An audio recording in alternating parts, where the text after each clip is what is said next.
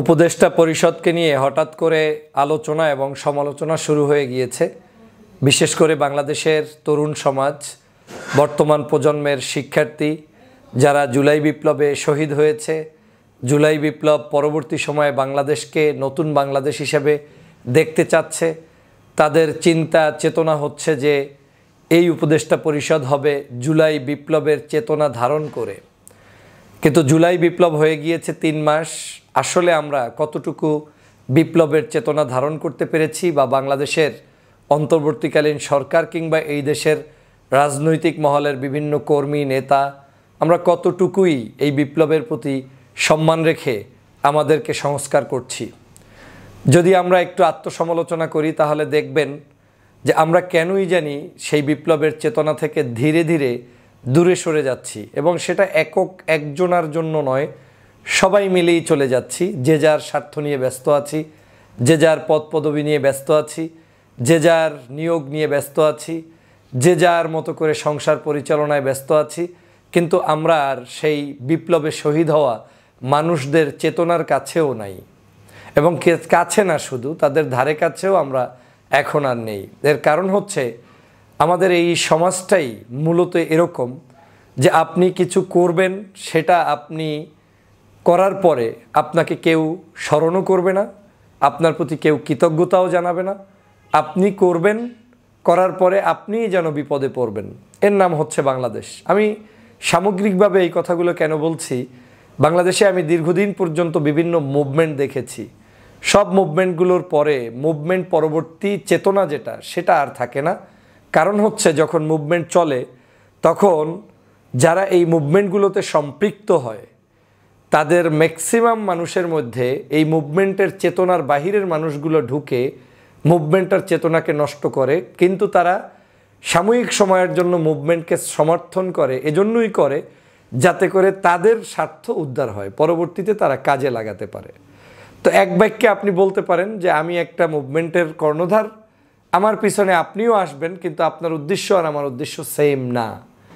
বাংলাদেশের ক্ষেত্রে যেটা হয়েছে, জুলাই বিপ্লব ঠিকই হয়েছে, কিন্তু এত বড় একটি বিপ্লবের পরেও বাংলাদেশের সত্যিকার যে চেতনাটা থাকা দরকার, যেই চেতনায় সরকার পরিচালিত হবে, যেই চেতনায় আগামীর বাংলাদেশ গঠন হবে, যেই চেতনায় ছাত্র সমাজ নতুন একটি দেশ পাবে, আমার মনে হচ্ছে সেই চেতনাটা দিন দিন কেন জানি একটু পিছনে চলে যাচ্ছে। কিন্তু এই দিন দিন পিছনে যাওয়ার পরেও আমাদেরকে সবসময় বর্তমান যে অন্তর্বর্তীকালীন সরকার তাদেরকেই সমর্থন জানিয়ে চলতে হচ্ছে। এর অন্যতম কারণ হচ্ছে আমরা যাদেরকে হটিয়েছি তারা ছিল এমন ফ্যাসিস্ট যে তার সামনে যে কাউকে আপনি উপস্থাপন করলে তাকেই আপনার ভালো লাগবে।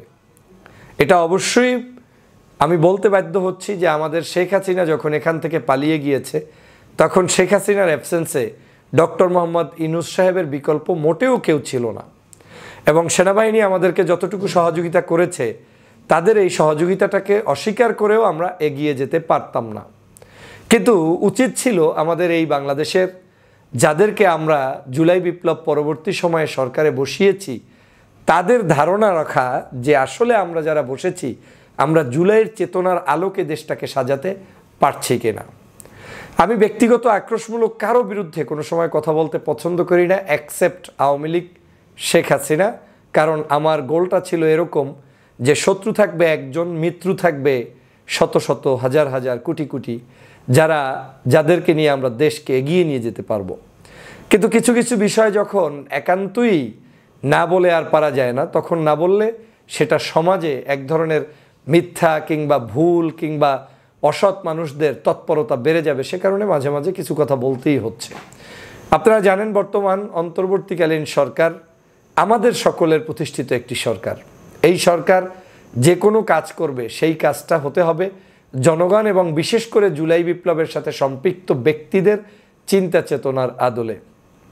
আমরা উপদেষ্টা মণ্ডলী থেকে শুরু করে সরকারের বিভিন্ন পর্যায়ের যারা যেখানে নিয়োগ পাবে স্বভাবতই এই দেশের জনগণ আশা করে যে তারা অন্ততপক্ষে আওয়ামী লীগের হবে না, তারা অন্ততপক্ষে আওয়ামী লীগের দোসর হবে না, তারা অন্ততপক্ষে তাদের দালাল হবে না, তারা অন্ততপক্ষে জুলাই চেতনার বিরোধী হবে না। তাহলে আপনাকে বুঝতে হবে জুলাই চেতনাটা কি। জুলাই চেতনা হচ্ছে শেখ হাসিনা পরিবার আওয়ামী লীগের ফ্যাসিজম এবং আওয়ামী লীগের সকল দোসরদের যে ফ্যাসিজম, এই জায়গা থেকে মুক্ত হয়ে নতুন বাংলাদেশ গঠন করা।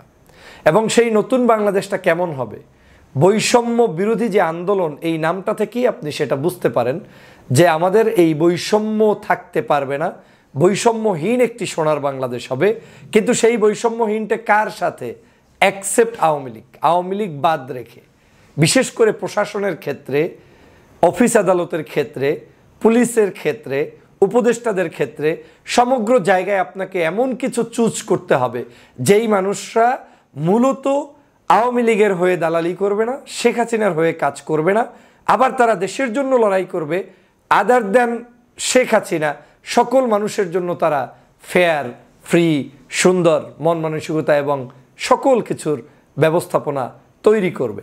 কিন্তু যদি এমন হয় যে আপনি খুনিকে মেনে নিচ্ছেন, খুনির প্রতি সহানুভূতি দেখাচ্ছেন, খুন খারাপিগুলো ভুলে যাচ্ছেন, তাহলে সেই চেতনা কখনোই বাস্তবায়ন হবে না, কিংবা আপনাদেরকে কখনোই মানুষ, এই জুলাইয়ের চেতনাধারী মানুষ মনে করবে না। আপনারা জানেন, বাংলাদেশে আমি প্রায়ই আক্ষেপ করেও বলি, মাঝে মাঝেও বলি, এই দেশে কোনো কিছু পেতে হলে আপনাকে চেতে হবে।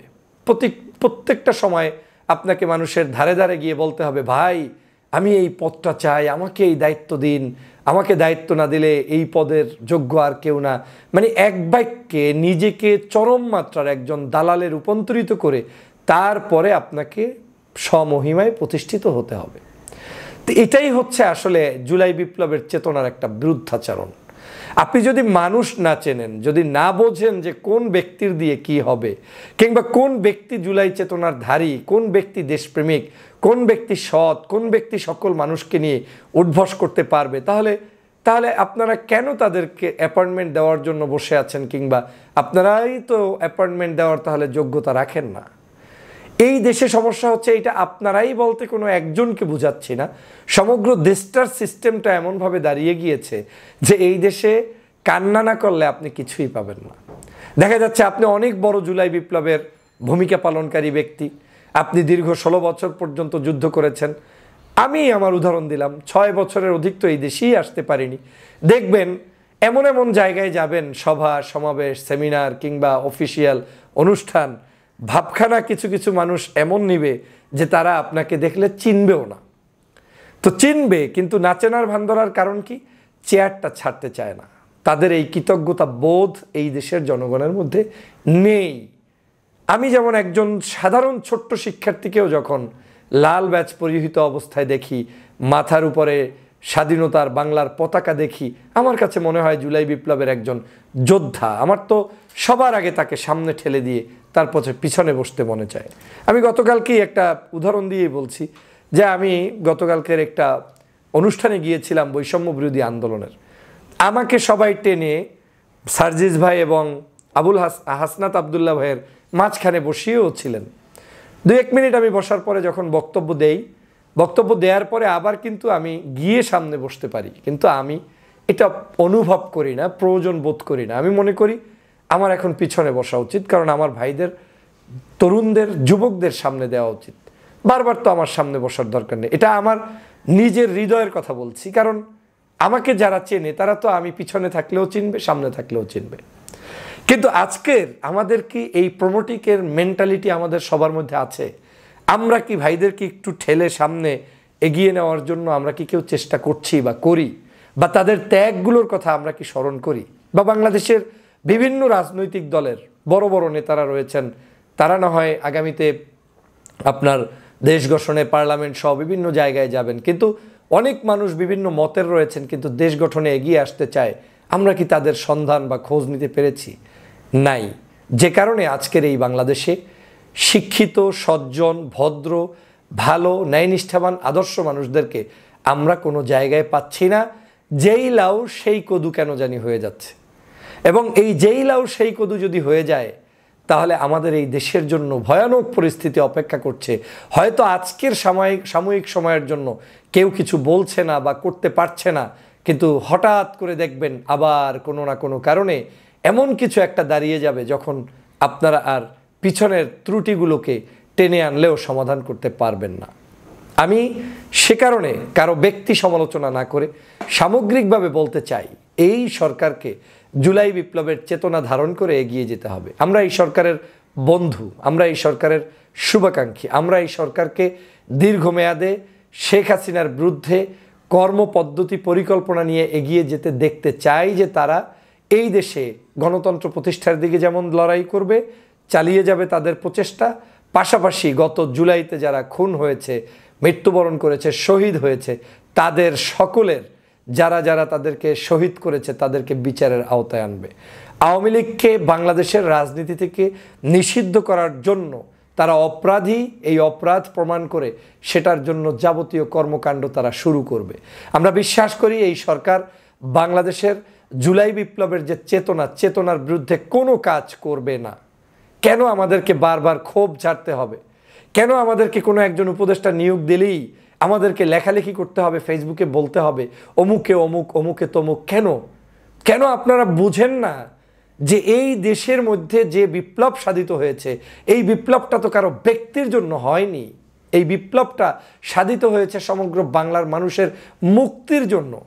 বিপ্লবের সাথে সম্পৃক্ত মানুষকে কি আপনারা খুঁজেই পাচ্ছেন না? মানে হাতের নাগালের বাহিরে তারা চলে গিয়েছে। এই টেকনোলজির যুগে মোবাইল নাম্বার না থাকলে মানুষকে ফেসবুক থেকে পাওয়া যায়, ফেসবুকে না থাকলে মানুষকে অন্যদের সোর্স দিয়ে পাওয়া যায়। বাংলাদেশে মনে হচ্ছে আমাদের এই দেশের সরকারের কাছে আপনার কারোই মনে হয় তালিকা নেই। এমন কিছু মানুষদেরকে ডেকে ডেকে আনা হয় যেটা জাতির জন্য, দেশের জন্য অবশ্যই প্রশ্নবিদ্ধ। তবে আমি এটাও মনে করি না যে সব আমার মতোই হতে হবে। একটা রাষ্ট্র চালাতে গেলে অনেক সময় আমার কাছে যেটা দৃষ্টিভঙ্গিতে ভালো মনে হবে না, সরকারের কাছে সেটা ভিন্ন দৃষ্টিতে ভালো মনে হতে পারে। ব্যবসা বাণিজ্য, ফরেন পলিসি, বিদেশের সাথে সম্পর্ক উন্নয়ন, দেশের সাথে বিভিন্ন ধর্মগোষ্ঠী, জাতিগোষ্ঠীর মানুষের সাথে সম্পর্ক উন্নয়নের জন্য আমাদেরকে স্যাক্রিফাইস করতে হতেই পারে, সেটা আমি বুঝি। কিন্তু আপনাকে সেটা 20 জন উপদেষ্টা থাকলে তার মধ্যে আপনি সেই স্যাক্রিফাইস 3 জন 2 জন করতে পারেন, কিন্তু বাকি সবাইকে জুলাই বিপ্লবের চেতনায় যোগ্য মানুষদেরকে খুঁজে বের করে নিয়ে আসতে হবে। সম্ভব, অবশ্যই সম্ভব। আজকে আমি যখন নিজেই ফেসবুকে পোস্ট করে কালকে একটা দিয়েছি, হাজারো মানুষের কমেন্টস পেয়েছি। এটা ভালোবাসা। আমি ফেসবুকে সেখানে কারো নাম কিংবা কিছুই বলিনি। কেন বলিনি? আমি এটা চাই না। আমি চাই সরকার লম্বা সময়ে থাকুক, এক্সিস্টিং করুক, তারা তাদের পাওয়ার অ্যাপ্লাই করুক, জনগণকে সেবা দিক, এরা আমাদেরই সরকার। কিন্তু সরকার এটা বুঝতেও হবে যে সরকারের সব কাজই যে সঠিক হবে সেটা তারা বুঝে বসে থাকলে জুলাই বিপ্লবের চেতনা হারিয়ে যাবে। আর হারিয়ে গেলে আগামী দিনে তাদের জন্যই কঠিন পরিস্থিতি এবং বিশেষ করে দেশের জন্য খারাপ পরিস্থিতি বয়ে আনবে। আমার পোস্টের মূল থিমটাই ছিল যে আমাদের দেশের যোগ্য মানুষগুলো খুঁজে বের করা উচিত। প্রিয় সহযোদ্ধা ভাইয়েরা, আজকের এই বাংলাদেশ আপনার বাংলাদেশ, আমার বাংলাদেশ, আমাদের বাংলাদেশ। আমাদের এই বাংলাদেশকে এগিয়ে নেওয়ার জন্য আসুন আমরা সবাই মিলে কাজ করি। আমি আমার এই ভিডিওর মধ্য থেকে স্পষ্ট বার্তা বর্তমান সরকারের কাছে দিতে চাই, সেনাবাহিনীর কাছে দিতে চাই। আসুন আপনারা বাংলাদেশের জনগণের যে চিন্তা, চেতনা, আদর্শ, তারা যেটা চায় সেই দিকে, এবং যুবকদের যে বিশেষ করে চাহিদা, শিক্ষার্থীদের চাহিদা, সেটাকে পূরণের জন্য আপনারা এগিয়ে আসবেন। না হয় বাংলাদেশের আগামী দিনের ভবিষ্যৎ আমাদের জন্য অন্ধকার। সবাই ভালো থাকবেন, সুস্থ থাকবেন। আল্লাহ হাফেজ।